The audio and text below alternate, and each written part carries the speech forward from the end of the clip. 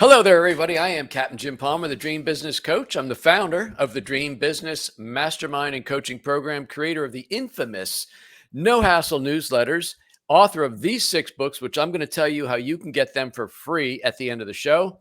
For the last 10 years, I am also the host of Dream Business Radio. My special guest for this live edition is Carl J. Cox. Carl, how you doing today? I'm doing absolutely fantastic, Jim. It's an honor to be on your show today. Oh, thank you so much. Hey, folks, this episode is brought to you by the Dream Business Mastermind and Coaching Program. If you're an entrepreneur or small business owner who wants to grow a more profitable business faster, and especially if you're interested in creating multiple streams of revenue in your business, something you should want, then you want to be part of this extraordinary virtual mastermind led by me, Captain Jim, the Dream Business Coach. You can learn more at dreambizcoaching.com, dreambizcoaching.com. And by the way, get a free copy of my ebook, Charge What You're Worth and Work 3 days a week. In this free report, I detail exactly how I took my business from one business to about 7, back down to 4. But I work Tuesday, Wednesday, Thursday for the last 7 years, and I detail exactly how to do that. It's a free download at work3daysaweek.com, work3daysaweek.com. And now let me introduce Carl, and we'll dive right in. You're going to love this. It's going to be very, very inspirational. Carl Cox is the CEO and founder of 40 Strategy Inc. He is passionate about designing great strategic plans and, more importantly, getting them done. With focus on purpose, alignment, and key performance indicators, Carl works with leaders to provide them confidence to execute. Carl is the host of the Measure Success podcast, where he talks with top leaders about effective strategies that inspire success in their business as well as their personal life. After the plan has been designed, he follows up with the leaders to assure that they've developed best practices, evaluating status, and prioritizing the goals. Carl also designed the Captain Strategy Program. I think it's a very cool name, to increase organizational success. You can learn more at www.40strategy.com, 40strategy.com. Once again, Carl, welcome to Dream Business Radio. Thank you so much. Hey, so I got to tell you, we talked, it was about 6 weeks ago, I think. And I'm like, CEOs, I mean, I do with entrepreneur sponsors, but you're a CEO, but felt like there was so much more. And I was very inspired with your story. I always ask people initially, because mostly I interview a lot of entrepreneurs, did you have any mentors? Were your parents, grandparents, and entrepreneurs? But you really did go into corporate America, so to speak. And then I don't want to tell the whole story. I'd like you to do that. You kind of felt a little unfulfilled. So give us a little bit of the back history here. Yeah. So starting out many moons ago, somebody told me something really wise. I said, this is in the non-entrepreneurial track, just to clarify, but they said something really wise. They said, get a degree and people think they know what you know. And then number 2, get a great first job. So I ended up deciding I was going to get an accounting degree. I think people could understand that. And number 2, I ended up joining one of the back at that time, Big 6. Now it's Big 4 public accounting firms. So I started down that track of public accounting, ended up being a controller then at a publicly traded company. But my real passion, I thought what it was going to be, I was going to teach history and coach high school football. That's where I really thought I was going to end up being. And I had actually built up this tax business on the side as an entrepreneur, moonlighting, grew it up to about 45 clients. And I thought that was going to be the case, but they said something really interesting. They say, hey, Carl, we know you want to leave, but we'd love to invest in you. And so they said, hey, would you mind taking over IT for us? Because you've done a great job with accounting and everything. And so I said, sure. By the way, that wasn't a quick answer because I thought I still had this passion, this purpose that I was supposed to teach, I was supposed to coach. But I said yes, and it worked. And the next thing I said, hey, can you take over technical support? By the way, I can't fix a thing. You give me a wrench and, I'm going to hit it over my head. But we fixed it. And then they said, Carl, would you be willing to go to Europe and open up our distribution centers? I was like, sure. And it worked. The next thing they're like, hey, can you come back here and now set up our warehouses and actually help us to do our own manufacturing because we've been primarily a distributor. Can you go to Asia and be a supply chain? It was yes. And through those experiences, I went from being a bean counter to actually learning how to actively work on multiple phases of a business. And this, by the way, this business was tripling in size while it was occurring. Wow. And so I was really fortunate to have the courage to say yes. And through that courage to say yes, it gave me these really interesting experiences, which there's more of the story, of course, but that's how I ultimately really got out of my shell of being caught in corporate to now having diversity and seeing so much more. And of course, we're not talking about a 3-week journey here, multi-year journey, right? What was that span? 6, 10 years or longer? I was with that company for 9, that Okay. particular company, and so there was more of the story in that. Once again, that was a shortened version. But what was interesting about it is I was fortunate. We had Fortune 500 executives that trained me within the company, even though we were a small company under Hmm. 50 million. We acted like a Fortune 500 company from a strategy standpoint. Then I got asked, and I never thought I was going to leave. Had everything balanced, by the way. I ended up coaching like I thought I wanted to do, Jim. I had this balance, like While I'd you had go the home. corporate job, you ended Yes. up coaching. Yeah, Wow. absolutely. So I actually coached 25 seasons of sport, winning seasons. It was really a lot of fun I had in being able to actually have this balance, so to speak, of still being present with my family, still traveling around the world and doing these really cool corporate things. But then I got this other opportunity to be with a company that increased from 70 to 450 employees, also really big in strategy. Then another opportunity came about is, can you open up the US office for a strategic planning software company based out of Australia? And I was like, oh, Mhm. of course, I gotta try that one out. Yeah. So that's when I really got into what I call the true entrepreneurial start. We sold a deal to Johnson & Johnson. I convinced the wife, hey, it's time to leave this high paying job and truly be an entrepreneur. And so this is the interesting, Jim, that I found that I didn't expect. We were doing strategy. We grew from 50 clients to 350 clients in 3 years. We were crushing it, became 50% of the global business. And people were buying our product. Some of them were buying our product like they buy a Peloton bike. And for those of you who have a Peloton bike that is now a very expensive towel rack, you understand what I'm saying, right? There is a lot of people that buy stuff that they think it's going to be their solution, but there's no vision, there's Hmm. no plan, there's no buy-in, and there's no execution, and they don't lose any weight as a result of that purpose of buying the Peloton bike. Well, people are doing the same thing with our strategy software. They were thinking that was their Peloton bike to strategy to make their company stronger. Well, I ended up out of need starting doing free consulting.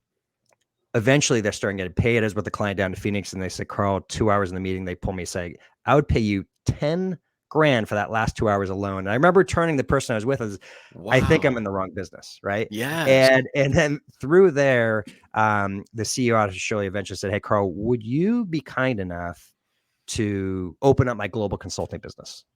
Well, I still had kids. I got 4 kids, and Hmm. amazing, incredible opportunity, but I was going to miss their high school athlete, their college athletes as well. And I wasn't worth missing it. So I politely declined. And that's the story of 40 Strategy. That's how we got built, was literally out of, I'm going to now do this on my own and focus on the US as my basic clients. So the goal was to build 40 strategy, but at your own pace, so you could still participate while your kids were, teenagers in school. Exactly. And that right there is some serious focus. So so early on you had the tax business or the accounting business. Where was that at this stage? Still going? Well, that's one of my little regrets, by the way, is that I ended up selling that. Okay. So when I was in that growth of the business, I was like, oh, I'm never going to go back to that again. But I do have a little bit of regrets of, like, Jim, what you've done is having those multiple side Hmm. businesses, right? Where you can get that passive income. I Right. didn't have that mindset back then. It was like, oh, just go home. But that is honestly one of those regrets that I had, that I ended up selling that business. So what time frame now? Like when did you start 40 strategy? January 2020. Oh wow. Okay. And so your exit from the big company, are they a client? But it's just a lot of times when you're in this position, you start your own consulting firm. It's one of your first clients, or was it harmonious?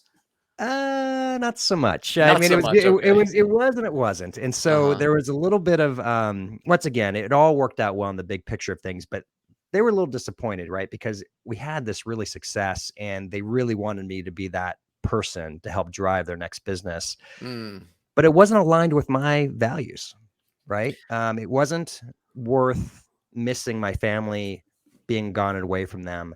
And so that's when I made the point. So for the reality was, my clients did not come at its core from Right. Cascade Strategy. That I had to build them, develop them. Now there were a couple who said, "Hey, Carl, we want to still use you," and so I was pretty fortunate. We had 3 different clients by February of 2020. Interestingly enough, by February 2020, I was making as much as I was when I was back in my highest paying job. Oh my goodness. That's awesome. So I'm just curious, not people that get, and I have a couple friends who went the corporate route, and they just feel bad and bemoan that they miss so much of their children's growing up in high school and dance recitals and school events and things like that. Um, you had the foresight, I guess, to see that was more important than continuing to grow your position and income, I guess. One of the things I saw really early on when I was with one of the major public accounting firms is it was, and I don't want to make judgment, but I had married my high school sweetheart. We had planned to be married forever. We're still about to be married now, 27 years tomorrow. Mm. And there was a decision of I saw multiple of those partners did not have rings still on their finger. And it wasn't because they weren't married. Ah, yeah. Okay. So I had this aha moment was yes, I could see the path to becoming a partner, but is it worth it? Hmm. And for me, it was not worth it. And so when a recruiting call after I earned my CPA came across, I jumped all over it, frankly, because I did not want to get involved of this corporate ladder of where you have the golden handcuffs, right? And you feel the Hmm. golden handcuffs are more important than your other core priorities of your life. And I did not want to go down that path.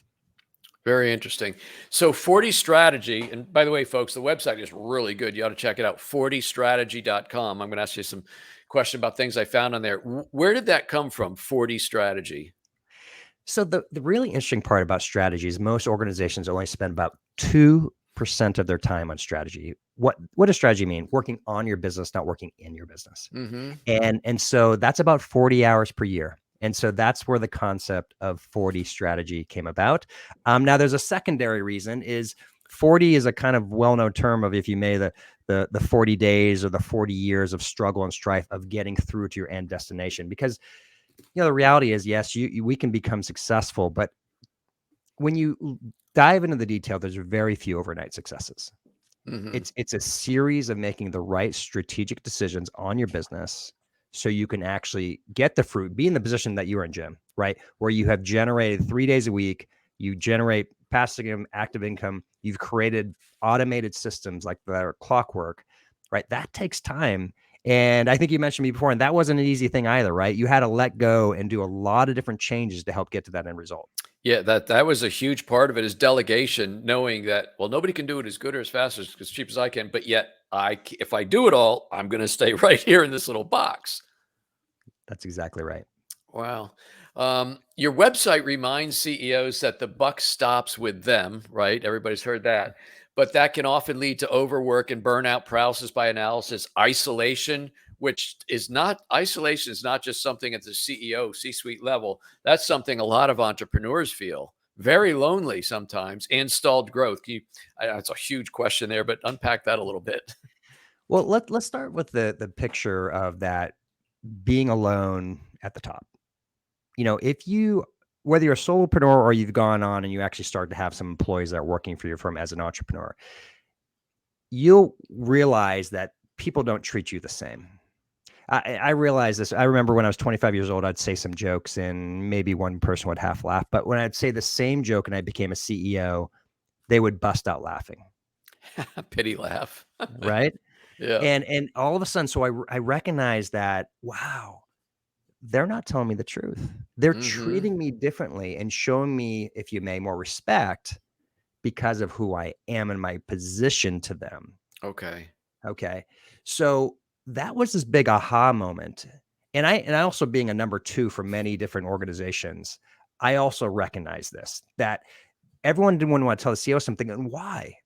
It's because they're paying their bills. They're helping pay their mortgage. They're helping to pay their car payment, right? They want to tell the CEO what they want to hear. So you are alone at the top, right? You don't everyone in your company isn't going to tell you exactly the truth.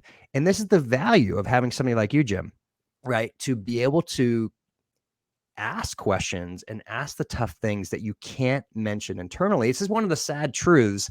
Everyone will say, oh, be transparent, be transparent, be transparent. Well, let's have them start being transparent with us. I'm talking about the employees to the CEO. And it's just, unfortunately, it's not 100% true. No matter Right. how honest the organization is, people are not going to risk their lifestyle, to tell you the truth sometimes. So you need somebody from the outside to give you those insights, because they're just telling you all the yes, yes, yes, no matter how much you tell them to be contradict and give you something different. It's very true. Um, and also, sometimes even in the coaching space, I know you can be maybe a little apprehensive about being stone cold honest. I call it Jim's tough love sometimes. And one of the things I'll say to my clients at the very beginning, because there's what I call the honeymoon stage of any relationships at the beginning, when it's just, and I say, I'm every once in a while, I will ask for permission to speak candidly. That's your clue that I'm going to be a little tough with you. And they'll say, yeah, I want that. So there's different ways to do that, but it is still hard to tell somebody, whether it's your boss or a paying client, sometimes the hard truth. I read about on your website also, Carl, a three-pronged strategy that serves as the foundation when working with growing organizations. If I put you on the spot, can you talk about that a little bit? Yeah, there's two different pieces you've made. There's kind of a three prong, and then there's the foundational pillars that we talk about, the principles that we go through. So from the three part, it's people, process, and systems, right? Hmm. Usually an organization can't get to the next level because there are people, right, that you don't have the right people in place to help move to the right route. That's number one. Processes, you haven't dialed them in or automated them. And then systems, you don't have the right system in place to scale. The problem is you have to identify, is it one, two, or three of those for each respective stage to get to where you want to be. Now, the real part when we work deeply with clients is we have 7 different principles that we move through with them. And so, you want me to go through and walk through that, Jim? Would that be Sure, I'd helpful? love to do that. Yes. Okay. So we start with, and I love it how you're called Captain Jim Palmer, because we use the Captain acronym for this specifically. So the C is about your compass. Hmm. You need to have the end in mind. Whether that's a 10-year or 15 or 20, you need to think longer term. Where do you want to be, quote unquote, when you grow up or when you retire or things of that nature? It's really important to have the long term in mind, because your strategy, if it's going in the wrong direction of your compass, it's not going to be worthwhile. Can I interrupt you real quick? Because when Please. I was reading about this, I'm glad you brought it up, because that was my next question. So the compass, and I read somewhere, and of course, driving a boat from here 80 miles out, if your compass is off 1 degree, it's not so much when you're traveling. And I used to read about, being a pilot in a plane, but if you go hundreds of miles off 1 degree, you're going to be hundreds of miles off course when you get there. So is that what you mean there? Yeah, you nailed it. That's Okay. exactly right. Is that you want to make sure, if you may, using that terminology, that North Star, you're trying to get to a final destination. And so this isn't about, by the way, a vision statement, even though it's okay Hmm. to write one. We're talking about an envisioned future. What is your future going to look like? What is your company, yourself, your organization going to look like in the future? And you'll know you're heading the right direction when you start to see characteristics of that start to play true. Like, right, for you, Jim, you probably had this dream of, hey, I want to work 3 days a week, right? I just Did wanted you ever have that? to I'm kind of curious. no, well, not initially. I didn't even know I'd be a coach, right? Like, one of my mentors said, "Hey, every once in a while, somebody's going to say, 'How are you doing that? You may be a coach.'" Right? And ultimately, when I got my first boat, and I took that, there was this little period, real quick, and I was like looking back at the first 12 years of my business, working the proverbial 80 hours a week. Said, "Do I want to do that for 10 more years?" I said, "No." And then I started figuring out, how can I take Fridays off so I could have a 3-day weekend. I like that so much. That's when I figured out how to take Mondays off too. And that's not uncommon, right? Is you found a breaking point and you're like, okay, how can I start getting incremental improvements? And that's a brilliant way, right, to help fixing it. And the reality is this: you can't go from 80 hours a week to 3 days a week. Otherwise, you're going to go No. out of business or go broke, or something's going to. You can't. It's broken, right? It's broken Hmm. at a point if you try to go towards there. So you do have to make incremental changes. So we move to the next thing. It's about aspiring. And that's ultimately the goal oriented type part. And we talk about destinations, not goals. You and I probably know this, and people in our audience, but how many of you have kept, or your friends have kept, your New Year's resolutions, which we Oh, call good our Lord. goals? We'll say 0. Right. It's about 3% if you're being it 3 to 10%. It depends on who's talking about it. I think it's closer to 3 rather than the 10%, in terms of people who actually follow through. And so we do try to get people to stretch. The why is because if you don't stretch your goals, you're not going to change your habits. So we really work on that beginning part of changing, going something a little bit further than you typically do to help change your habits. But we talk about destinations, just the same thing you talked about on the boat.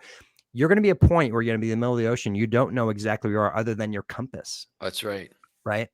And you need to have navigational points along the way. I'm skipping ahead a little bit to the illumination stage, which is down the eye, but you need to have these leading indicators that are telling you to where you're actually on track, because it's not going to feel that way. So let me pull back. The P is the plan. Okay. And let's keep really simple here what strategy means. And honestly, it took me till I was 30 years old. So if there are people out there who don't feel like they're strategy experts, you shouldn't be, because you probably don't know anybody strategic planning PhD, right? There's about 3 of them. I mean, there's very, very few in the United States. There's a lot more in UK, but it's really rare. So when we come up with a plan, it's literally strategies how you get from your origin point to your new destination. That's strategy. And the plan, and what we want to do different compared to what people typically do, is if you have a team, you need to incorporate that team with figuring out the buy-in. You figure out where the plan is, how you're going to get there, and incorporate your team in figuring that out, because 51% of managers are going to actively stop you from being successful because they don't want to change. That's right. So we need to figure out that piece around that. Now, after we do the plan, if you're like me, Jim, and I, a lot of us entrepreneurs are this way, and CEOs, is there's no idea that's not a good idea. You talk about it and your website, the shiny object, right? We are classic for loving the new idea. We talk about trimming it down to the essential few. So we go through an analysis of taking the best impact, greatest opportunity of success, and we focus on those only. So that's a big part of why we be successful. Only 10% of organizations complete 2/3 of their strategic objectives. And is that likely because their list is too long? Like, I want to do these 10 things, but when you whittle it down to 2 or 3, you have a much higher chance of making it happen. It's a big part of it right there. Exactly. Get it down to the essential few. Then the next part is about starting. Okay, this is crazy. Only 20% of organizations start their strategic plans on time.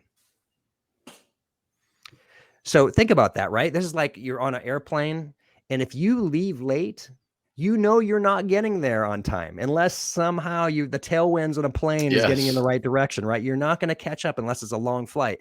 And so you need to leave. You need to actually have, and I'm going to do the boat analogy again. And that's what my book Lost at CEO, it's this kind of sea metaphor that we have. And the concept is you have to have the courage to leave and to start. And why do people not want to leave? Let's go back to that. Even the best in the world, McKinsey, only 20%, and Bain, all the big consulting firms, you have to spend $500,000 or more just to start talking with them. They have a 20% success or less on implementation. Why? So why do people not try new things? Because they feel like they're gonna fail, because the numbers are against them. So this is once again why we go through these principles to help make sure they're successful. Then after we move through the captain, the A, we did the act, which we already talked about. We already talked about the indicators. Now this is the key difference, Jim, is let's say somebody's trying to increase their sales and they've decided, hey, good news, we're going to increase our sales force. We're going to hire a salesperson to help us grow this year. Now, Jim, I don't know if I'm sure you have in one of your businesses, but how long does it take to typically find a new salesperson, a good one? Oh, good Lord. That's months. Right. So let's just say 3 to 6 months. Okay. How long does it take to train that new salesperson? Again, 3 to 6 months, probably. That's right. So this is the cold hard reality. That might be a great strategy, but not to grow your sales this year. They are probably only going to be picking up your existing sales leads that you already had. They're not Mm-hmm. providing any incremental business. So strategy, you have to think about cause and effect. When am I going to do something is going to have an outcome. And so we focus on those leading indicators once again. Let's talk about the sales process. You want to increase your sales. Great. Okay, so let's try to do something this year that's going to have an impact. What can we do this year? Let's start making sure we have more demos of our product, because we know when we do a demo, we're much more likely to get a sale. So that's an example of a leading indicator, right? Our leading indicator gets a sale because we can't control somebody pressing the button to buy our product. That's the outcome, but we can control doing a good demo. And so that would be one of your leading indicators to get your outcomes. And so that's what we focus. And then finally, the last stages after you do indicators is navigate, because nothing happens like you expect. Strategic planning is a hypothesis. It's not a fact. So, Carl, we got about 5 minutes left. I want to ask you about your book, Lost at CEO, which just came out in the last week or two, An Entrepreneur's Guide to Strategy. First of all, how long did it take you to write that? And give us a brief synopsis. 2.5 years. It Oh, was a wow. battle. Yeah, it was a battle. And the reason why it happened that way is originally I wrote the book like a traditional, here's your 7, matter of fact, it was called The 7 Cells of Success. That was the original book title. It was going to be like your traditional business book. Here's literally going through these principles that I mentioned. But I learned that people know it's wrong to smoke, but they still smoke. Mm-hmm. People know it's wrong to have eat too much food, but we still do. It's not a fact problem. It's an emotional problem. Okay. Okay. So this book is intended to connect with people, so they see their own journey. And so what the story is, it's a fable, if you may, about an entrepreneur named Jack, CEO. And he's trying to had initial success, has been a very successful businessman, but he's stuck. And he has the pressure at home with his spouse, The board, his employees. And it's a story of how, and he meets this while he's at a coffee shop, he meets this consultant along the way, and we call him Charlie Joseph, which is my grandfather's name. And he gives him some guidance along the way of there's a better way to do it than you've been doing it in the past. And so it's a really fun read. We've been getting excellent reviews. We actually hit 12, let's get this right, 12 different categories. We were #1 in Amazon bestseller. wow, good for you. That's awesome. By the way, it's a longer book to write because you really have to know what you're doing as a storyteller, but parables are very impactful because people don't want to put down the story, right? I mean, well, the Bible's full of parables. My good friend Bob Berg co-wrote a book, The Go-Giver, which is a parable. There's a lot of parables out there, and it's because I think you get wrapped up in the character and you want to find out what's going to happen as opposed to just reading a book. Okay, now go do this. Step 1, 2. You know what I mean? So Yes. was that new to you? Did somebody advise you to do that? I'm just curious. So one of my favorite books was called The Goal by Elijah Goldratt many Okay. years ago. And it has significant impact. And I read lots of books as well. And I found as well the stories, right, are the things that resonate with us the most. And so I made that very intentional decision to connect with the audience. So exactly what Jim, what you said is they're going to finish this book. And I'm getting crazy responses. It's been overwhelming. We've been so excited. And Jim, one of the things I want to say to your audience, anybody who's listening here, we're going to provide this for the next few months. You send me an email at carljcox@40strategy.com, carljcox@40strategy.com. I'll give you a free signed copy of the book. Oh, wow. Well, that's awesome. Thank you.